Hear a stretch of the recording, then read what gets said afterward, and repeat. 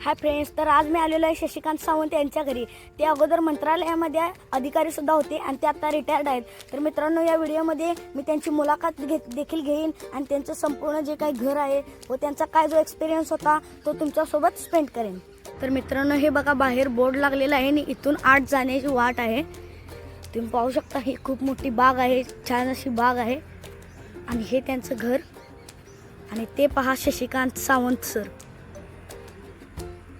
तर मित्रांनो, आता आम्ही त्यांच्या घरामध्ये एंटर करणार आहे. तर मित्रांनो, शशिकांत सावंत सर आता रान कोंबड्यांना दाणे टाकत आहेत. तुम्ही पाहू शकता, आता त्यांनी दाणे टाकलेले आहेत आणि आता आम्ही त्यांच्या घरामध्ये एंटर केलेला आहे. तर मित्रांनो, आता आम्ही शशिकांत सावंत सरांच्या घरामध्ये एंटर केलेला आहे आणि तुम्ही पाहू शकता, अतिशय छान घर आहे. हा त्यांच्या घराचा हॉल आहे आणि अतिशय सुंदर इथे त्यांनी जे काही घर बांधलं आहे किंवा त्या घराची रचना केलेली आहे ती पाहून अगदी मन प्रसन्न होतं. किती छान घर आहे, तुम्ही पाहू शकता. तर मित्रांनो, मी आता शशिकांत सावंत सरांच्या बागेच्या बरोबर मध्ये सेंटरला आहे. तर तुम्ही त्यांची ही बाग पाहू शकता. तर मित्रांनो, या बागेमध्ये विविध झाडे आहेत, जसे की काजूचं झाड, आंब्याचं झाड, कोकमचं झाड, नारळाचं झाड आणि मित्रांनो पेरूची झाडे देखील शशिकांत सावंत सरांच्या या बागेमध्ये आहेत. तर मित्रांनो, अतिशय मोठी बाग आहे. मी आता बागेच्या बरोबर मधोमध सेंटरला आहे आणि ही बाग अजून देखील इकडे आहे, तुम्ही पाहू शकता. आणि इथे खूप जास्त गवत झाल्यामुळं गवत कापण्याचं जे काही काम आहे ते काम चालू आहे.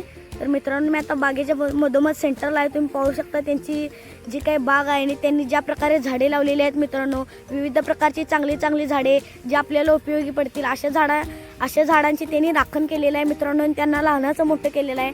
तर मित्रांनो, या झाडांपासून आपल्याला वेगवेगळी वनस्पती, वेगवेगळी औषधे, फळे खाण्यासाठी मिळतात. तर मित्रांनो, त्यांची खूप मोठी बाग आहे.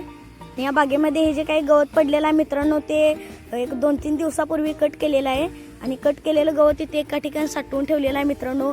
तर सुंदर अशी बाग आहे, तुम्ही पाहू शकता. तर सर, मी तुम्हाला एक प्रश्न विचारतो की रिटायरमेंट नंतर तुमचं ज्या प्रकारे काम होतं किंवा तुमची येणारी जीवनशैली काय आहे किंवा तुम्ही ह्याच्यानंतर रिटायरमेंट नंतर काय काय केलं ते तुम्ही आम्हाला थोडक्यात सांगू शकता? हो, नक्की सांगू शकतो. आफ्टर रिटायरमेंट म्हणजे रिटायर झाल्यानंतर हे माझं मूळ गाव वाटोड, हे माझं मूळ गाव. इथे आमच्या म्हणजे वडिलोपार्जित आमची जमीन. मी नेतोच निर्णय मी घेतला की बाबा ठीक आहे, गावी जायचं आपण आणि आपल्या शेती भाती बघायची. त्याप्रमाणे मी गावी आलो. एक छोटासा इथे एक बंगला बांधला. कुटुंबाने पूर्ण हेल्प केली, आर्थिक हेल्प केली, सगळ्यांनी केलं.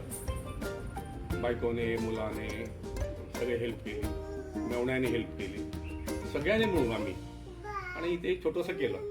आता प्रत्येक जण इथे जण येत असतात. दरम्यानच्या काळामध्ये ही माझी ओरिजिनल जमीन असल्यामुळे वडिलोपार्जित आम्ही पूर्वी इथे हरी नाचणे वगैरे आईच्या बरोबर आम्ही करत होतो. मग आता निर्णय घेतला, आता काय तसं त्या आई नसल्यामुळे काय शेतीपाती करणं पण शक्य नव्हतं आफ्टर रिटायरमेंट. मग मी झाडं लावायला सुरुवात केली. आता मला इथे 7 वर्ष झाली.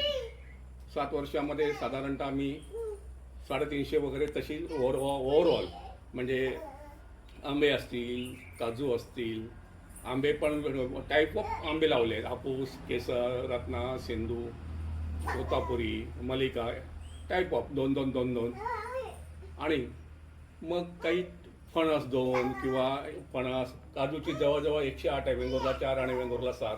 हे सगळं करत असतो मी. त्यानंतर काही फुलझाडं लावली. त्यानंतर इथे बघून कोण आणखी मित्र किंवा काही असे येणारे प्रत्येकजण काय झाडं आणतात आणि ती लावतात. आणि सध्या मी इथे स्थिर आहे, सेटल आहे. मुंबईला जाऊन येऊन असतो. माझी फॅमिली पण येतात, मित्र येतात, सगळे येतात आणि मी मस्तपैकी सुखामध्ये आहे.